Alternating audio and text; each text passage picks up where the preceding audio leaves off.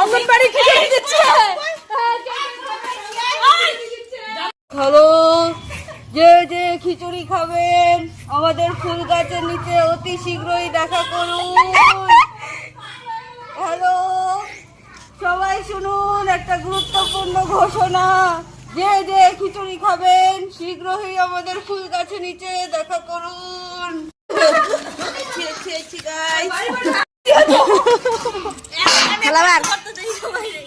বসেন বসেন, সবাই বসে নেন।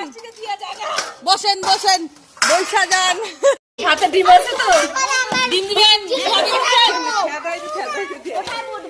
আমার মা খিচুড়িটা দিয়ে স্টার্ট কর।